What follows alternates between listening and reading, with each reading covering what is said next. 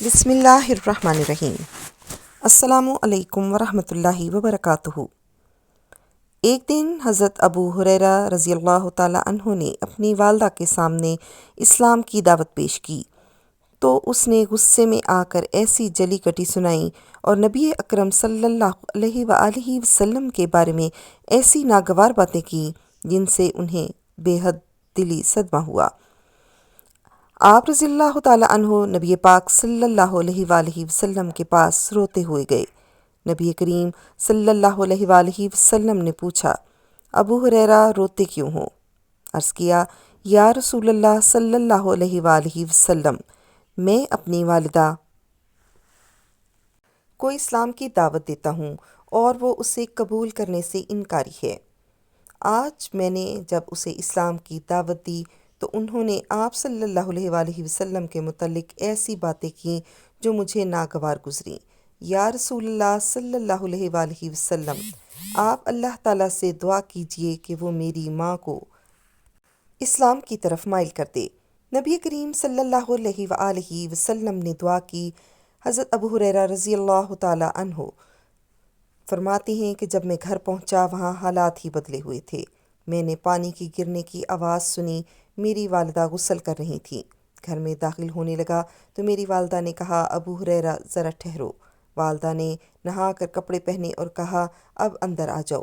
جب میں گھر میں داخل ہوا تو مجھے دیکھتے ہی میری والدہ پکار اٹھی، میں گواہی دیتی ہوں اللہ کے سوا کوئی معبود نہیں، اور میں گواہی دیتی ہوں کہ حضرت محمد صلی اللہ علیہ وآلہ وسلم اللہ کے بندے اور رسول ہیں۔ میں اسی وقت الٹے پاؤں نبی کریم صلی اللہ علیہ وآلہ وسلم کی خدمت میں حاضر ہوا۔ میں ان بے انتہا خوشی کی وجہ سے زار و قطار رو رہا تھا، جس طرح کہ پہلے غم و اندوہ اور حزن و ملال کی وجہ سے رویا کرتا تھا۔ میں نے عرض کیا، یا رسول اللہ صلی اللہ علیہ وآلہ وسلم، اللہ تعالیٰ نے آپ کی دعا قبول کر لی، میری ماں نے اسلام قبول کر لیا ہے۔ حضرت ابو ہریرہ رضی اللہ تعالیٰ عنہ کے رگ و ریشہ میں نبی پاک صلی اللہ علیہ وآلہ وسلم کی محبت سرایت کر چکی تھی۔ دیدار رسول صلی اللہ علیہ وآلہ وسلم سے کبھی ان کی آنکھیں سیر نہ ہوتیں۔ اکثر فرمایا کرتے تھے کہ میں نے نبی پاک صلی اللہ علیہ وآلہ وسلم کے چہرے سے بڑھ کر کوئی حسین چہرہ نہیں دیکھا۔ یوں معلوم ہوتا ہے کہ رخ انور کے فلک پر آفتاب رواں دواں ہو۔ ہمیشہ اللہ تعالیٰ کی حمد و ثنا بیان کرتے رہے، اس لیے اس ذات بابرکت نے انہیں پیارے نبی صلی اللہ علیہ وآلہ وسلم کی محبت اور اپنے دین کی پیروی کرنے کا اعزاز بخشا۔ آپ رضی اللہ تعالیٰ عنہ فرماتے، سب تعریفیں اس اللہ تعالیٰ کے لیے ہیں جس نے ابو ہریرہ کو اسلام قبول کرنے کی توفیق عطا فرمائی۔ سب تعریفیں اس اللہ تعالیٰ کے لیے ہیں جس نے ابو ہریرہ کو قرآن مجید کا علم عطا کیا۔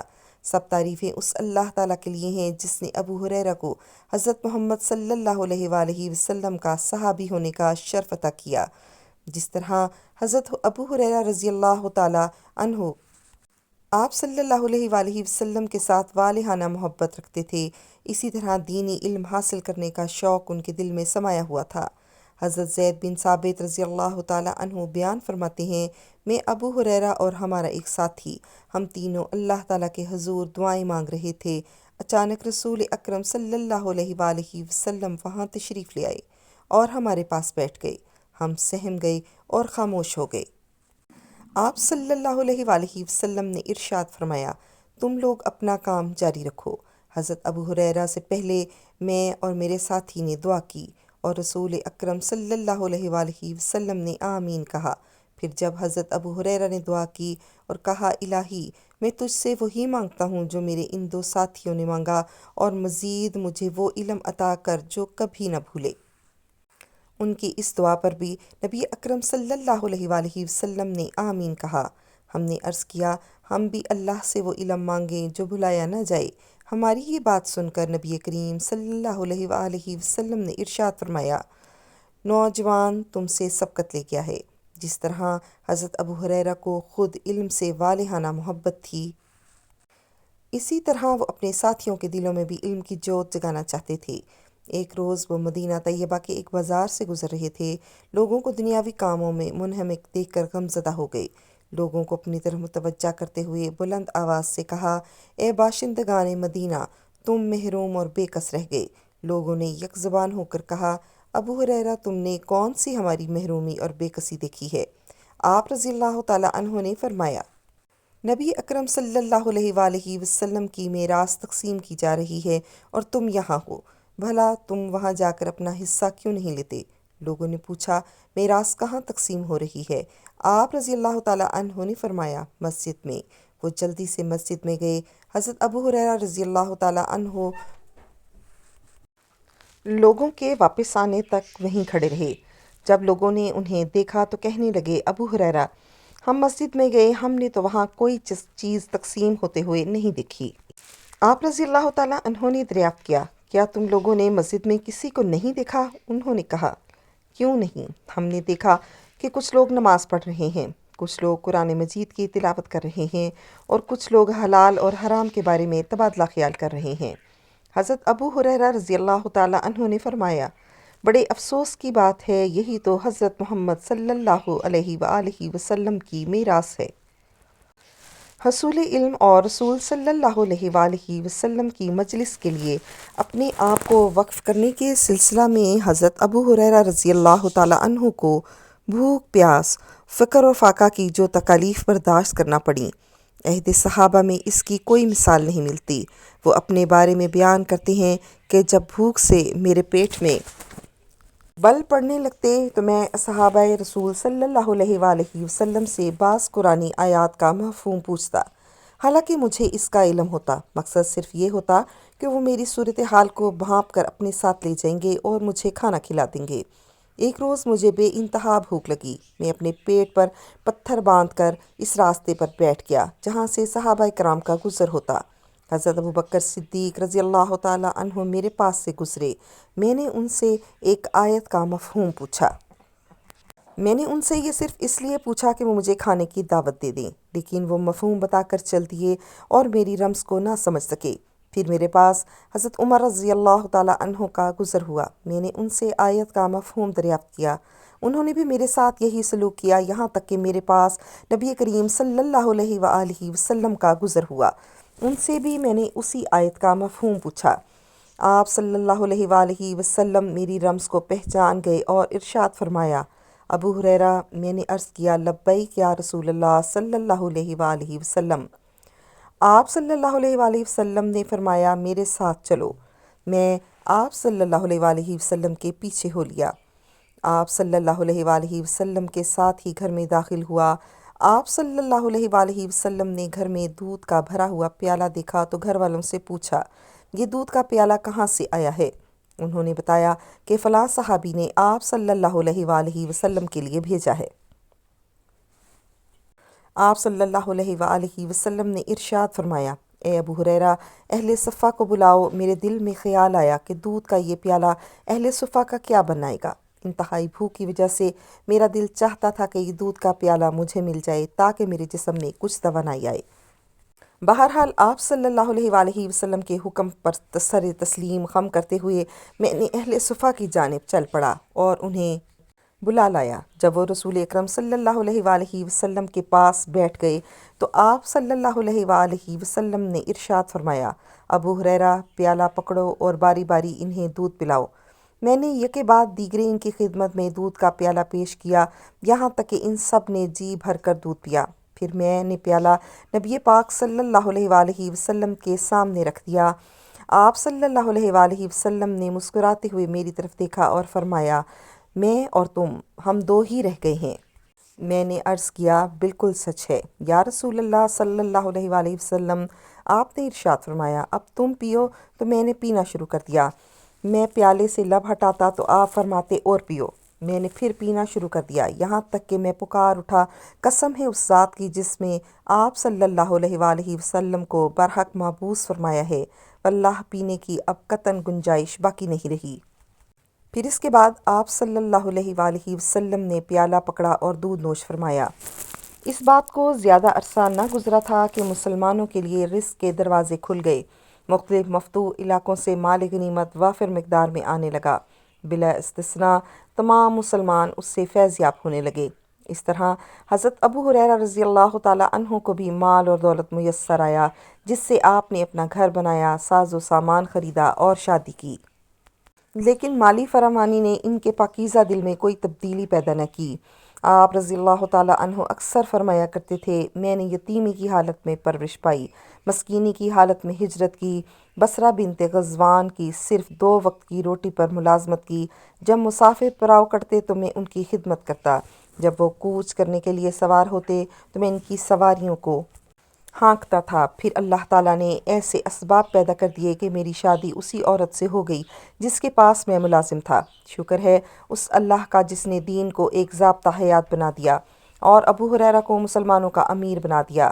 حضرت ابو ہریرہ رضی اللہ تعالیٰ عنہ حضرت معاویہ بن ابی سفیان سے پہلے مدینے کے گورنر تھے، اور اسی منصب نے ان کی طبیعت میں کوئی اقتدار پیدا نہیں کیا اور ان کی پاکیزہ روح میں کوئی نخوت کے آثار پیدا نہیں کیے۔ حضرت ابو ہریرہ رضی اللہ تعالیٰ ایک روز لکڑیوں کا ایک گٹھا اٹھائے مدینے کے بازار سے گزر رہے تھے، اور اس وقت وہ گورنر تھے۔ سلبہ بن مالک کے پاس سے گزرے تو اس نے کہا، اے ابن مالک، اپنے گورنر کے لیے راستہ وسیع کر دو۔ اس نے کہا، اللہ آپ پر رحم فرمائے، کیا یہ گزرگاہ تمہارے لیے کافی نہیں ہے؟ آپ رضی اللہ تعالیٰ عنہ نے فرمایا، اللہ کے بندے، گورنر اور اس کی پیٹھ پر لدے ہوئے ایندھن کے گٹے کے لیے رستہ مطلوب ہے۔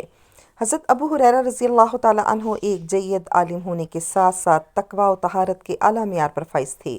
دن کو روزہ رکھتے، رات کا 1/3 حصہ عبادت میں مصروف رہتے، پھر اپنی بیوی کو بیدار کرتے اور وہ رات کے دوسرے تہائی حصے میں مصروف عبادت رہتی۔ اس کے بعد ان کی بیوی اپنی بیٹی کو جگا دیتی اور رات کے تیسرے تہائی حصے میں ان کی بیٹی مصروف عبادت ہو جاتی۔ اس طرح پوری رات ان کے گھر میں عبادت ہوتی رہتی۔ حضرت ابو ہریرہ رضی اللہ تعالیٰ عنہ کے پاس ایک سوڈانی لونڈی تھی۔ ایک روز وہ آپ رضی اللہ تعالیٰ عنہ سے گستاخی سے پیش آئی، جس سے آپ غضبناک ہو گئے، اسے مارنے کے لیے لپکے۔ آپ رضی اللہ تعالیٰ عنہ نے کوڑا اٹھایا اور پھر ہاتھ روک لیا اور فرمایا، اگر قیامت کے روز قصاص کا اندیشہ نہ ہوتا تو آج تیری خوب پٹائی کرتا، لیکن میں آج تجھے ایسے شخص کے ہاتھوں بیچ ڈالوں گا جو مجھ سے زیادہ قیمت ادا کرے گا، کیونکہ مجھے ان دنوں پیسوں کی ضرورت ہے۔ پھر کچھ سوچ میں پڑ گئے۔ کچھ دیر بعد اپنا سر اوپر اٹھایا اور ارشاد فرمایا، جاؤ، میں نے تجھے اللہ کے لیے آزاد کیا۔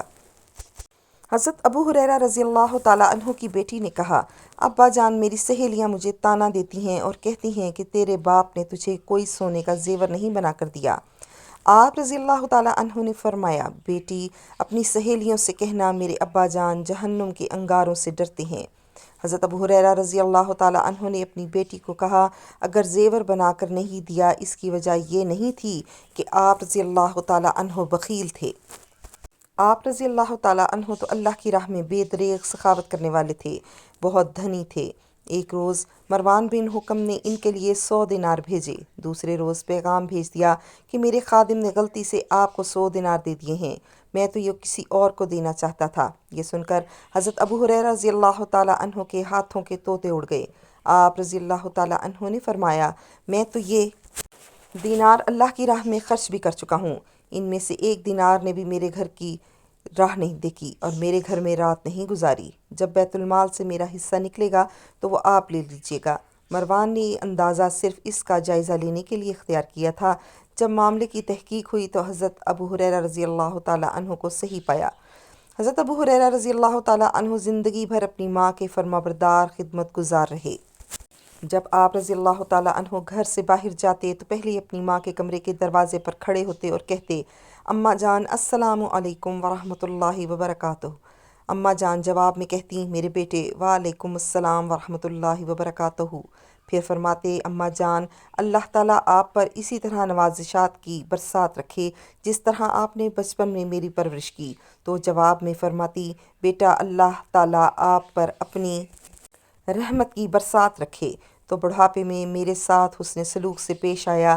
جب حضرت ابو ہریرہ رضی اللہ تعالیٰ عنہ گھر لوٹتے تو پھر یہی انداز اختیار کرتے۔